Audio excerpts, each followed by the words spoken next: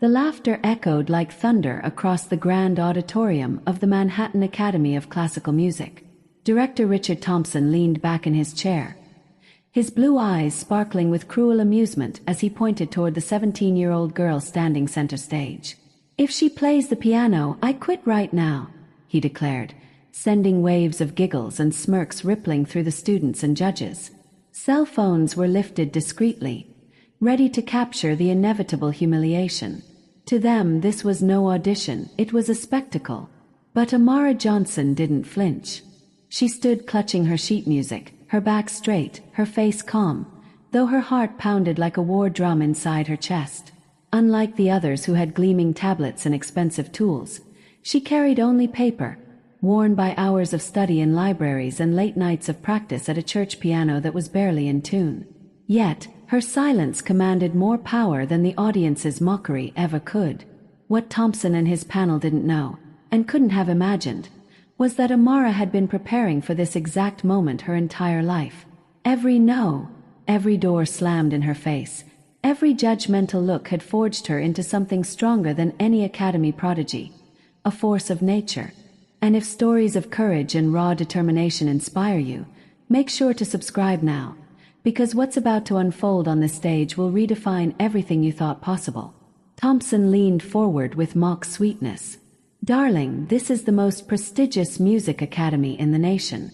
Our students begin at age 4 with the best teachers in the world. Do you really think you belong here?" More laughter, whispers, cruel smiles. "What piece have you prepared?" "Something simple, I imagine." Mary had a little lamb. Rachmaninoff, Piano Concerto No. 2 in C minor. The name cut through the air like a blade. Silence fell, briefly broken by incredulous chuckles. Thompson smirked wider. "Rachmaninoff, dear, are you sure you can even pronounce it?" But even as he sneered, a flicker of unease flashed across his face. He made a dramatic show, standing and turning to the audience. "Let's make this interesting. If this little girl can really play Rachmaninoff, not stumble, not pretend, but play, I will resign my position." Gasps filled the room. Phones were raised higher. His arrogance was entertainment. Her defeat would be content. But as Amara walked toward the gleaming Steinway piano at center stage, she whispered the words her grandmother had once told her. "When the world underestimates you, let your music speak louder than their ignorance." She sat, adjusted the bench, placed her trembling hands on the cold keys. Then she smiled. And when the first note rang out, it wasn't timid or nervous. It was thunder. The sound silenced the room. The note carried weight, years of struggle, centuries of history, and the fire of someone who had spent her entire life fighting to be heard. One note, then another, and then a cascade of chords that shimmered like light breaking through stained glass. The audience froze, stunned. The laughter evaporated. And Richard Thompson's mocking smile began to falter. Amara wasn't just playing the right notes. She was breathing life into them, weaving emotion into every phrase. She was conversing with Rachmaninoff himself, as though time had folded and she had been chosen as the vessel to carry his music. Her hands, once practiced on chipped keys in the Bronx, now danced with impossible precision across the flawless ivory of the Steinway. Students who had raised their phones expecting a failure were now filming with reverence. Whispers spread, not mocking but disbelief. Jennifer Walsh, a prodigy since the age of 4, whispered, "I've been trying to master that passage for 2 years. She's doing it effortlessly." What no one knew was that Amara's preparation had been relentless. 9 years of 8-hour practice days in a church basement. Sheet music borrowed from libraries because she couldn't afford her own.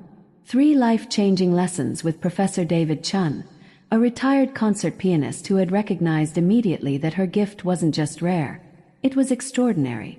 "When you sit on that stage," he had told her, "they will decide you don't belong before you play a note.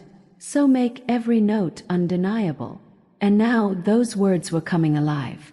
Each chord struck was a declaration of war against prejudice, against privilege, against every closed door. Thompson shifted uncomfortably, his forehead damp with sweat. He muttered to the judge beside him, She must be imitating a recording. No one her age could. But his own voice betrayed him. Deep down, he knew the truth. This wasn't imitation. It was mastery. As the concerto surged into its most technically demanding passages, Amara's fingers flew like lightning, her body swaying with the rhythm of an artist completely immersed in her craft. The music was alive, a storm contained in sound, tearing down every cruel assumption that had hung in the air minutes before. The audience no longer breathed. Professors leaned forward. Judges stared entranced. Some students had tears in their eyes. Phones captured not humiliation but greatness. A moment that would go viral not for failure, but for the impossible triumph of a girl who was never supposed to succeed. Thompson's face was pale. His arrogance, once ironclad, cracked before their eyes. He had underestimated her in front of hundreds, and worse, in front of cameras.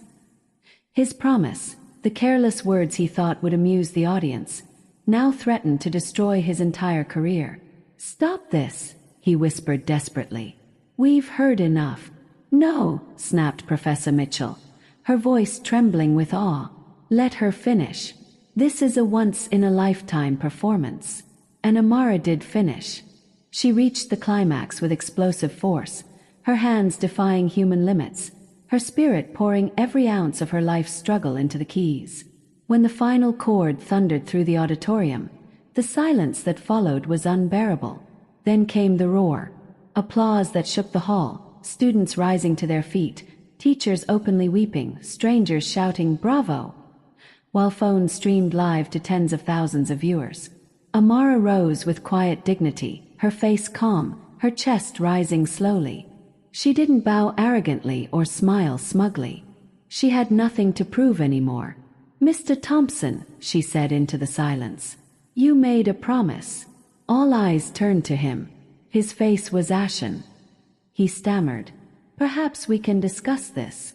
"With all due respect, sir," Amara interrupted, her voice steady as stone. "Your promise was public. Your answer should be too."